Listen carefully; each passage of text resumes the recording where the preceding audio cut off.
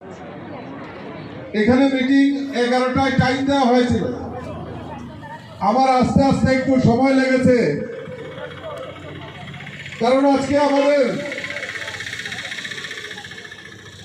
যে আঞ্চলিক দল তীব্রমতা থেকেও মোদিজিকে সমর্থন করে আমাদের এই ত্রিপুরা রাজ্যের মন্ত্রিসভায় ওনারা মিশে গেছে। একটাই সংকল্প,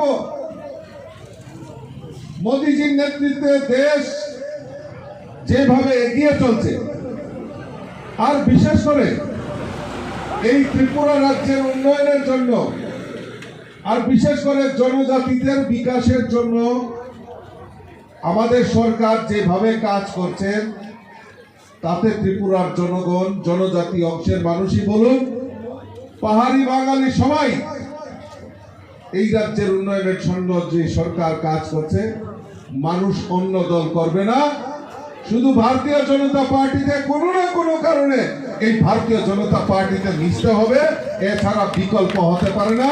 তাই মানুষ সিদ্ধান্ত নিয়েছে, ত্রিপুরা রাজ্যের মানুষ, যে না, এই ভারতীয় জনতা পার্টিতে আমাদের যোগদান করতে হবে। আজকে তীব্রমতার দলের 2 জন বিধায়ক আজকে মন্ত্রিসভায় যোগ দিয়েছে। আর ঠিক একই দিনে করমছড়ায় আমার কিছু জনজাতি যুবকরা আজকে ভারতীয় জনতা পার্টিতে যোগদান করছে। আমি তাদেরকে স্বাগত জানাই।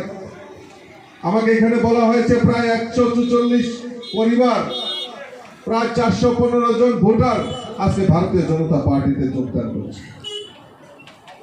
কারণ ভারতীয় জনতা পার্টি স্লোগানে বিশ্বাস করে না, ভারতীয় জনতা পার্টি চায় প্রকৃত উন্নয়ন করার জন্য। আপনারা বলুন তো, এই রাজ্যের জনজাতি যারা আজকে জনজাতি লিডাররা রাজনীতি করছে আপনাদেরকে বোকা বানিয়ে, কেউ তো কোনোদিন এই রাজ্যের জনজাতিদের বিকাশ হোক তার পরিকল্পনা করেনি।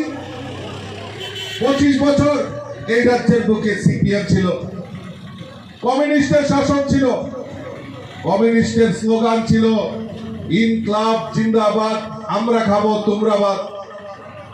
আর বিজেপি আসার পর এই স্লোগান পরিবর্তন হয়েছে, সবকা সাথ, সবকা বিকাশ, সবকা বিশ্বাস, সবকা প্রয়াস নিয়ে ভারতীয় জনতা পার্টির সরকার চলছে। তাই দিকে দিকে মানুষ সিদ্ধান্ত নিয়েছে যে অন্য কোন রাজনৈতিক দল নয়, ভারতীয় জনতা পার্টিতে আসতে হবে। আর ভারতীয় জনতা পার্টি আন্দোলনে বিশ্বাস করে না। ভারতীয় জনতা পার্টি সরকারের কাছে আন্দোলন করতে হয় না। ভারতীয় জনতা পার্টি সরকার মানুষের জন্য কাজ করার জন্য অঙ্গীকার। আজকে মোদিজি সমস্ত প্রায় 80 কোটি ভারতবাসীকে ফ্রি চাল দেওয়ার ব্যবস্থা আমাদের মোদিজি সরকার করে। দল নয়, আমরা ভারতীয় জনতা পার্টিতে যোগদান করব, আর ভারতীয় জনতা পার্টিকে সাপোর্ট করব, সমর্থন করব। মোদিজিকে আবার তৃতীয়বারের মতো দেশের প্রধানমন্ত্রী বানাবো।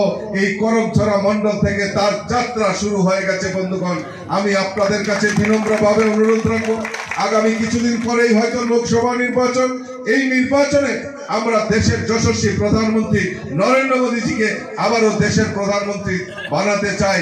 সেই সংকল্প নিয়ে আমাদের প্রত্যেকের কাজ করতে হবে। আমি আমার আলোচনা দীর্ঘায়িত না করে